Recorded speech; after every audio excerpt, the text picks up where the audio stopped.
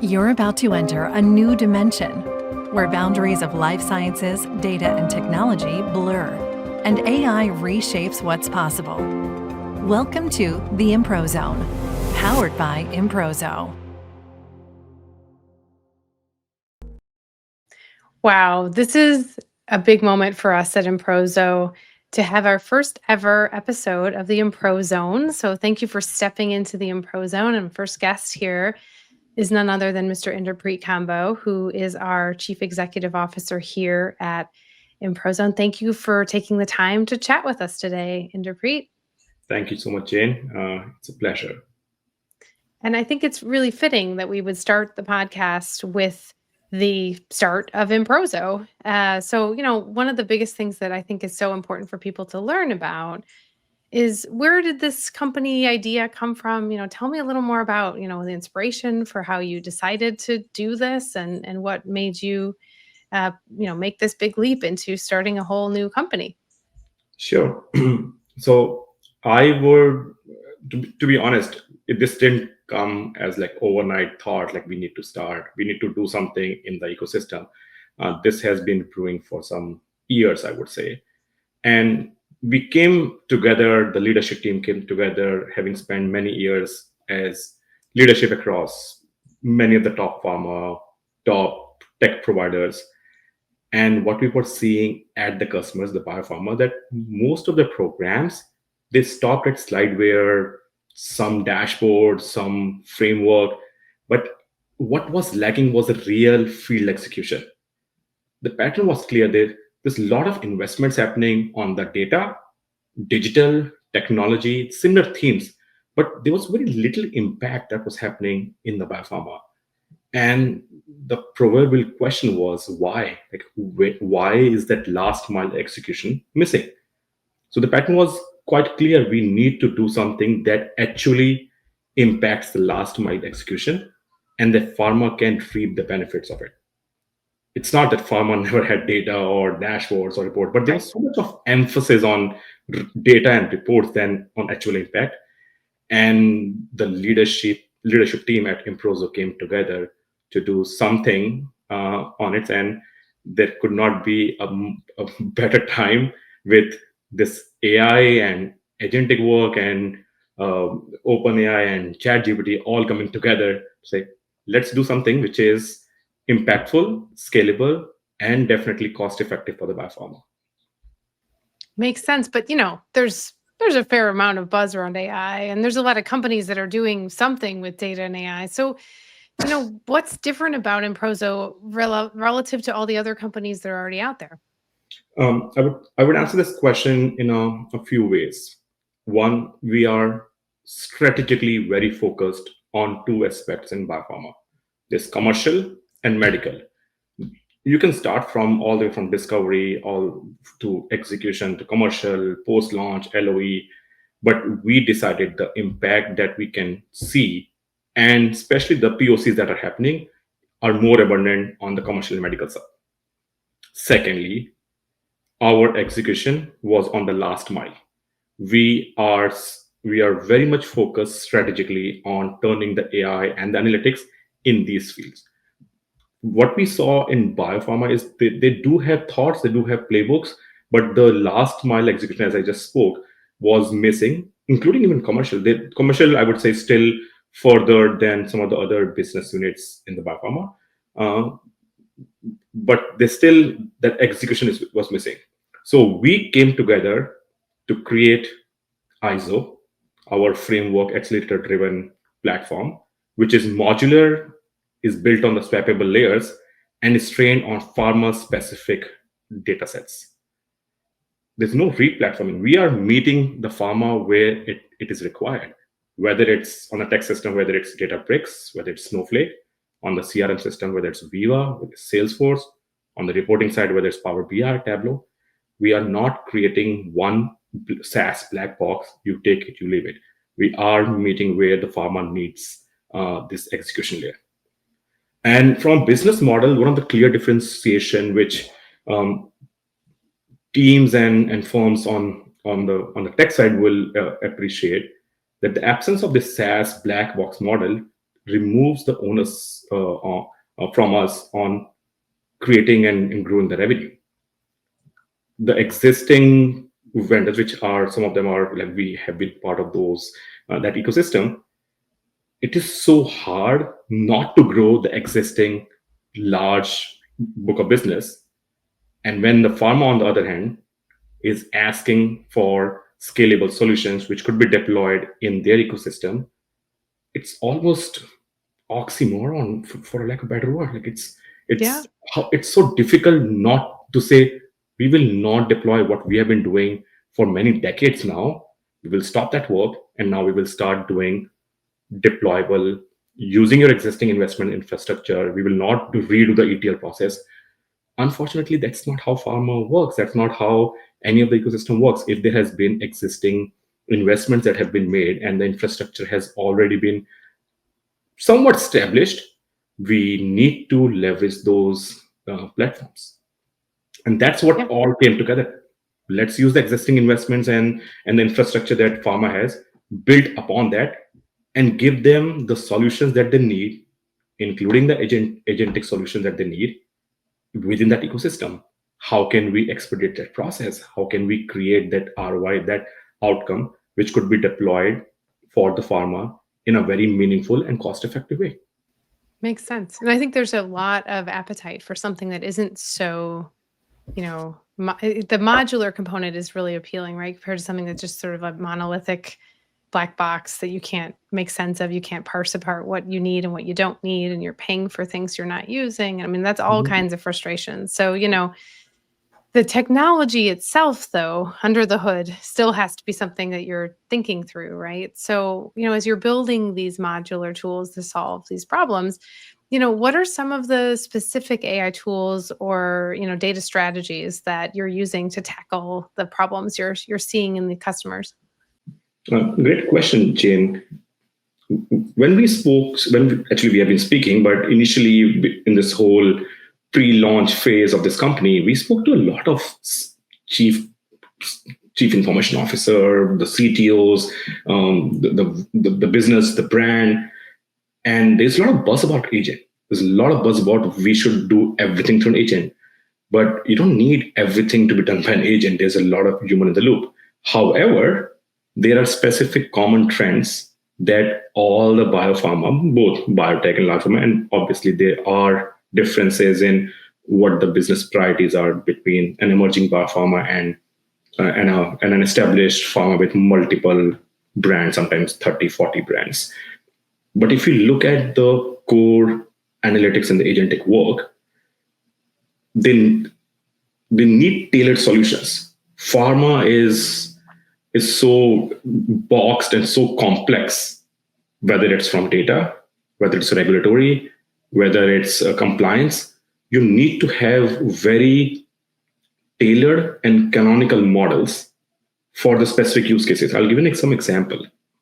If you need to create analytics workbenches or even just agents for a territory design, you need to consume the data from multiple sources, whether it's internal or pharma's data set or an external third-party data set, combine with other available data sets, internal, external, public domain data, before you can create meaningful solutions and algorithms. Same thing goes with forecasting. Same thing goes with real-world evidence. Same thing goes with next best action. How do we train these models, these platforms, based on what you currently have from a tech ecosystem? Whether you have Databricks and you already have this ETL process being built, these are some of the agents that we are deploying in biopharma, and these are customized to each of the client's needs without rebuilding from the scratch. And that has been our focus from day one. We will build by leveraging your existing tech stack, your existing solutions, your existing algorithms. It will be integratable into your systems. We will never restart the process, and unfortunately, that is how the SaaS system works. If you already have something which has been deployed, if you need my platform in some form or shape, you have to redo the ETL process. My engine or my system for the audience here, We'll redo this ETL. Whether I charge you for that, or whether I show it for you to you or not, that's a TBD. But it will redo the process again. Our Yeah. accelerators are meeting and starting from where you stop. What we are seeing at some of the pharma that where we have deployed, it's reducing time to insights sometimes even by 70%. Yeah, I mean, there's such an opportunity when you can skip some of that rework, and I think one of the ways I can cheat because you and I have talked before this conversation, but one of the ways I think it resonated with me was just that idea that the translation between these different tools, that ETL, that kind of work, is so it's redundant and it's done in multiple different ways in different places, and so if you can kind of consolidate and avoid some of that, that's going to help create value. But I think that's the question, right? How do you demonstrate or validate like the value and the impact of what you're doing, and how you can kind of showcase that to the client, to a regulator, to an investor, whoever the stakeholder is that's looking at what Improzo is doing? Sure. And it's easier said than done, but putting an outcome-based model where you are able to measure before and after is the need of the hour. And this is relevant even in other industries, but for some of the industries where it's more complex, more regulated, you are doing faster turnarounds. There is better accuracy. There's increased usage. Like whatever are the KPIs, you need to show the demonstrative values. I'll give an example. One of the programs that we're doing with one of the top pharma, they needed insights for their medical teams, MSL.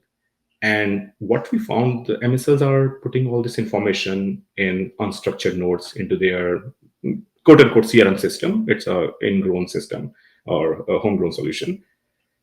And that data never gets used. There were never any insights that they were created.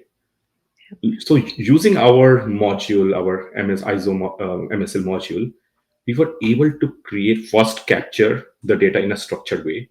Second, using the data, create insights. And third, those insights were then fed back into the system. So a bi-directional flow, where those insights are now making into the final mile. We are showcasing the clients what impact that could be. This client is potentially talking about doing a market share analysis, leveraging some of that MSL insights. And we have gone from a small POC in MSL to now getting the confidence to be able to do a multi-year deal with them. We That's are awesome. doing transformations across medical, across commercial, business insights, intelligence, analytics, and this continuous feedback. The more we are doing, the more we are leveraging these accelerators and this platform. It is cutting down time for them. It's showcasing that the outcome is real, and we are giving them an opportunity to measure it. Yeah, and I love that you're looking at the MSL space, just because it is harder to measure the impact of the value an MSL creates, perhaps, or some of these other roles that are field based that are not directly tied to scripts or sales. So you think about all of those roles, FRMs, people in market access, people in patient services, sort of emerging roles like thought leader liaisons. I mean, there's just so much potential for this concept of trying to get all those notes that are sort of scribbled somewhere and stuck in a system and then never looked at again into a valuable, Because what we have done over the years or decades, we have so much focused on just the commercial and the RX lift that Yeah. we have completely kind of forgotten the whole world of the need to do disease awareness, patient awareness, the role of the critical role that these FRMs and MSL and patient advocacy groups, all these play before the product is even commercialized, or even while it has been commercialized. Right. The continuous role that they keep playing. And it's hard. It's not a simple RX lift. It's not a simple, you do this, it leads into something which can be measured in terms of a dollar value. But there are ways where you can help pharma companies, the business units, see the impact that's being done. And without the data, without the insights that you would have traditionally lost, you Yeah. can't do this. And Right. the other flip side of that in these initiatives are, everyone is in cost constraint. They can't spend 3, 4, 6 months $200,000, $500,000 on creating some insights. That's where the ISO platform shines. We can get into, and this program was done in, I believe, 7 weeks, from start to finish, including your kickoffs, your understanding the field, the space, what data has been collected. Our actual insight generation was like 2.5 weeks. That's the power where our platforms, our accelerators are showcasing the value. Like one of the stakeholders mentioned. So can we do a interim readout? I mean, there's nothing interim. We'll give you the answer next week. This will Yeah. this will be This is deployed the in your readout. system, let's skip the readouts. Let's deploy, and if you align, we will go ahead with actual deployment, and then you can use this platform. You can use these accelerators, and you can run Probably weren't inside used to your that, own right? And ecosystem. I mean, like, there's just like that's just so out of normal. So, you've deployed some things now. What are you learning as you bring this innovation to the pharma, to the clients directly as you're sort of interacting with them? I would say insights is not equals to impact. Like you generate Yeah. a lot of insights, but is that making an impact? I have a funny story to share here. One of the top pharma I interacted in my previous life, the first thing that we realized, they have, it's a large firm, multi brands, like I would say multi 10 brands, but the number of dashboards or reports that was in live and had some amount of adoption slash usage, they were over like 1800. Like, Oh my goodness. How do you what keep do you track of do all with that? 1800 dashboards? And these are the dashboards we use. I'm like, no one can use 1800 dashboards. And even if it is segmented by different businesses, different needs, from IC to MSL, still 1800 is too much in this time and era where everything should be at your fingertip. Why Right. do you need to comb? And let's say even if one person is responsible or is accessing the data from, on an average, around 15, 20, 30 dashboards, that's not my core job. And that's what we tried explaining. You need to cut down. And we got so much of resistance because that's the way they have traditionally been used to in creating their decks, their QBRs, their processes. And we are in this phase where we all are in a state of shock if we don't change, and the change is not marginal. We have to completely go from 1800 to 1, and that's the ask here. And that's what we are looking like. The forward-looking companies are asking, how can we completely stop using these 1800 or 300 reports? Can we do something which is live? The data is ready. It's trustable. It's verifiable. And if so, we want to do this QBR in the platform. We don't need to generate a deck. We want to cut down on all the internal and external dependencies. That's the biggest learning I as a CEO, but as a company, we are seeing. Yeah. Once you have established a trust and once you have shown the outcome, pharma company, even though they would want to go slow, they want to do a couple of handshakes, some shadowing, but they are ready. They want to do this. They want to go from where they were in terms of dashboard, let's say 1800 to 1. They are ready. It's just a matter of how someone can hold their hand and showcase them to be self-sufficient and not make them dependent on them. And that's our motto. We do not want you. It's not a consulting firm. We do not want to be charging you. We don't want to be deploying resources and people to keep doing the work.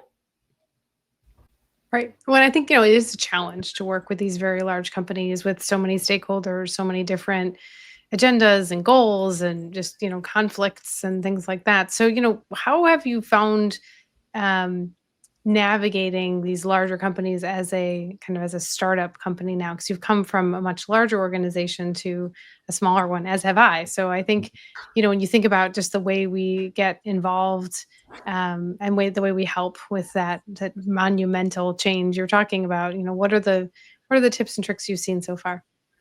Um, Couple of pointers. One, more as a company, as a strategic focus. So we focus specifically on AI and technology. We do not want to do everything. So focusing on one thing that we do good always helps. Yep. Second, we have always picked up small proof of concept, small projects, 6 weeks, 8 weeks, 10 weeks, showcase the outcome, demonstrate the value, do the ROI, and then once the trust has been established, then expand, then showcase what can be done at an enterprise level or even a business level. So doing small POCs that demonstrate ROI is another way that we have been able to navigate till now. And I would say third is having an executive sponsorship, whether it's the CIOs, the CEOs, the head of ComOps, knowing that they are with us as partners makes a big difference. It is rather an uphill task if you try to do a project when there is no executive sponsorship, when there is no commitment to do transformation, and the leadership is not vested. It becomes much harder. So we are glad at least till now, the customers, the partners that we have, they are very much vested, and we are vested in their success as well. That's great. And it's interesting you're pulling through this thread of trust and relationships and kind of commitment to each other. I think that's a very important part of any sort of really successful change that you're going to make in an organization, because change is hard and people don't always like it. They're a little uncomfortable. So to your point, I think it's so important that you have that alignment at the top and hopefully also with people you're working with day in, day out. I think trust as a partnership is one theme, but there's also trust specifically around AI, right? It's had its moments of concern, hallucinations, all these things. And so the idea that how do you make AI transparent, explainable, responsible AI is kind of a buzzword. So what's your take on that piece of the AI puzzle? Very interesting question. And as you said, this actually has two facets. One facet is trust as a team, as a partnership, where they trust that we will deliver the work. We have been able to demonstrate that trust and gain that trust, to be honest. The other aspect is the trust in AI. We have been in multiple CXO board meetings where the common theme is these agents are doing doing these POCs from multi vendors, but we don't know whether this is right or wrong. And our platform ISO is based on one of the industry's only, at this point, trust metric score. We partnered with a company which is also the same company that is supporting some of the biggest names from Netscapes of the world in terms of trust, vulnerability, red teaming, toxicity. If the data is being fed into your chatbot, and that's a probable question that we often either ask or get answered without us nudging, who is making sure that that data that gets fed into your chatbot doesn't have any other elements of brand toxicity? There's no explicit question being asked. There's no what happens when someone asks a question of your internal chatbot, let's not even external chatbot, and says exclude any patient who is of color or something which is damaging to you. You will get the answer because unfortunately there's hallucination happening. But how do you do red teaming? How do you make sure that the toxicity is controlled? How do you make sure that all these vulnerability, the benchmarking is done? Yeah. Our platform is one of the only platform, and I say one of the only because there's a lot of innovative work being done in the industry. So I'm sure at some point someone will also do will understand. As of today, as a podcast is as of today, 2025 as of August. This podcast, I do not believe there is any firm in the life sciences. There are firms in the financial sector which are doing this, but in the life sciences sector, who is even remotely talking about red teaming, vulnerability, toxicity, benchmarking of the LLMs that you are deploying as a customer. We're not even saying the model that we are deploying, the model that you have deployed. Who is making sure of those? What happens when chatbot gets an input from one of your internal user in something that is not aligned to your brand guidelines? Who is thinking or who is deploying while you're deploying all these agents and analytics? Who is making sure that this is happening? So to your question, this trust has multi-layer. We as a company not only believe and stand by the trust with our partners, with our customers, but also the platform. It's built on that trust. It's built on that foundational layer of transparency, explainability, and responsible AI. That's great. And I think, that idea of really having the same robust effort to keep things safe that you probably are spending defending your email, your cloud, all the other components of your online technology it's probably about time to get the same rigor against anything related to AI. So it's good to hear that that's something you're thinking James, about. the challenge here is when something goes wrong in data technology, you have something to blame, or someone to blame, or a company to blame, or a process to blame. In AI, that line doesn't exist. You don't know whether that issue happened because of data, because of infrastructure, because of technology, because of data leak, because of hallucination, toxicity. There's no guardrails. And that's why it's wild west. You need to ensure while you're deploying these agents that they are not.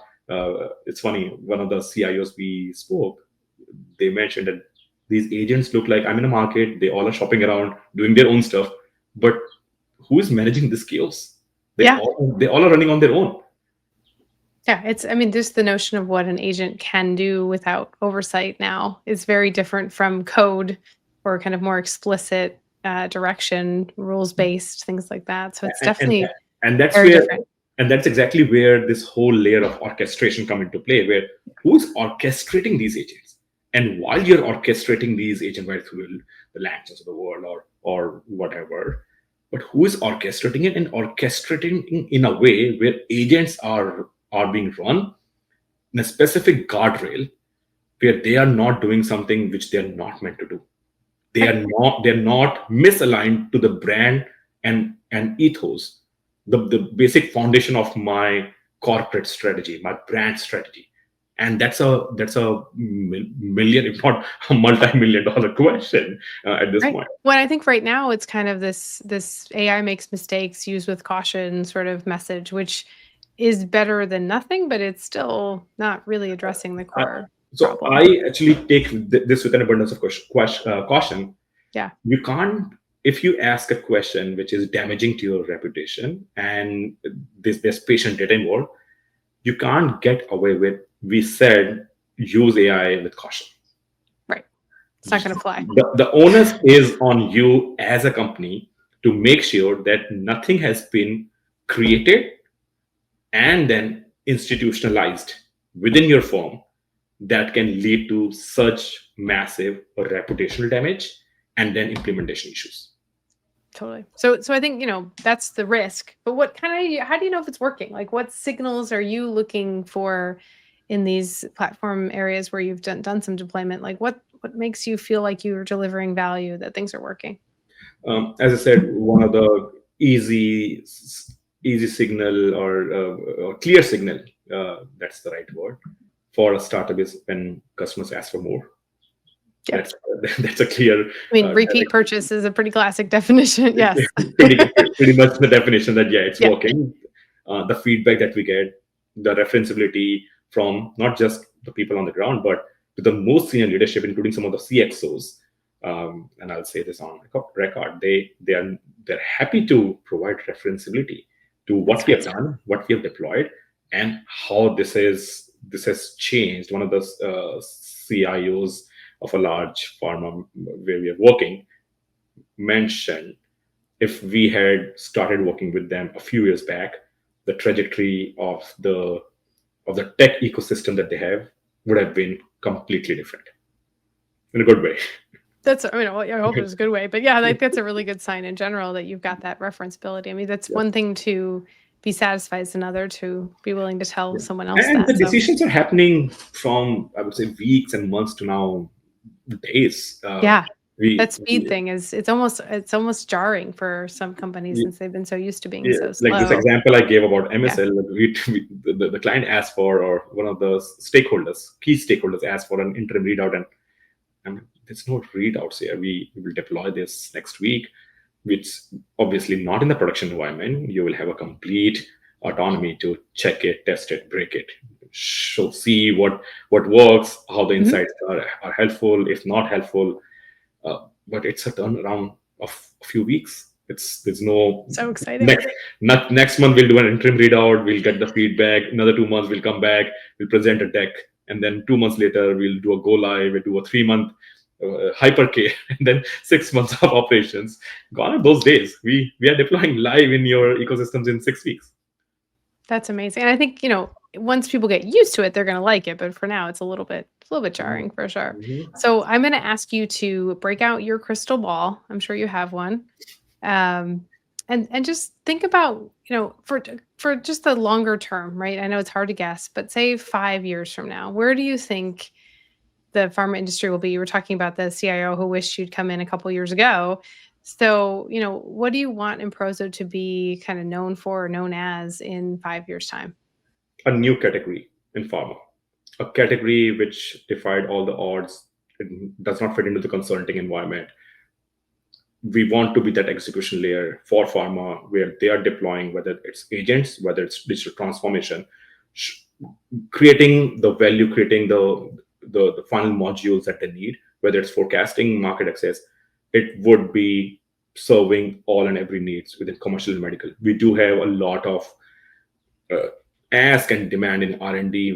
We're speaking to a few customers, but at this point we want to be very much focused on commercial and medical alone, because that is something we truly believe could have a high impact, can demonstrate the value very quickly before we expand out in the R&D. Sounds like a great future state. If you could change anything about how pharma is adopting AI, what would you, if you had that, let's bust out the magic wand now. What would you want them to do in terms of how they adopt AI? I think I answered this question in a different format before, but I would again restate: insights does not mean action. You can have 1,800 or 18,000 dashboards or reports. Till the time you are measuring the outcome, you are making sure that the insights from those are being actually used, and not just by an adoption percentage. If you actually see your field force or your medical team or your patient advocacy group actually leveraging, actually using it on a day-to-day basis, that's a real testimony. I do understand everything has to have a measurable KPI, and there are different ways to do it, but it cannot be number of dashboards or how many people are logging into a platform every day. Yeah, I was going to say the measure of dashboard count. You've got one there that's going to be giving everybody else a run for their money. So it's pivoting a little bit to just this role that you have as the CEO of Improzo and as a founder of a AI in healthcare company. What do you want to say to aspiring founders that maybe are a couple years out? Like you were talking about, it took you several years to make this leap. What's the tips you would give to other founders around this project? I would say don't lead with AI. AI and Gen AI, they're all very shiny objects. Lead with the problem and solve that problem really, really well that no one else can. And once we have figured out that magic, and we are still in that phase where we're still trying to figure it out, so I don't want to sound like that we have everything under control, everything has been solved. We are in this process. It's a beautiful journey, but our passion and our relentless optimism is to solve these business challenges. Whether it uses AI or not is a function of how we do it, but always lead with the problem. Figure out how do we solve it, what needs to be solved before bringing tech and analytics into this. It's always a good mantra to fall in love with that problem. All right, so final question, and we've had a good long chat here. What's a trend in AI that you think is kind of being underestimated? I know there's a lot of excitement, but what's something that's like maybe people haven't seen or haven't thought about yet in AI? I would say there's a lot of focus on LLMs, but as we speak, and I touched upon this in the first part of this podcast, pharma specifically is one industry where there's so much of context, data nuances, that you almost want to start with an SLM, a small language model. We're embedding AI and providing the answer is the real mode. The impact is going to happen not by having a general platform answer or try to answer those questions, but a very contextualized, canonical driven platform or not fixing your problems. Makes sense. I think that small language model might be something we'll be buzzing about in a matter of weeks or months. So thank you again so much, Inder, for the time today and for telling us a little bit about your vision and your thoughts on how Improzo can be really part of, driving innovation in the healthcare space and giving that startup lens to it. So thank you again. And for everyone listening, thanks for you listening. Thank you. Thank you, Jane. This has been the Improzone, improving life, empowering customers. Follow us and stay tuned for what's next.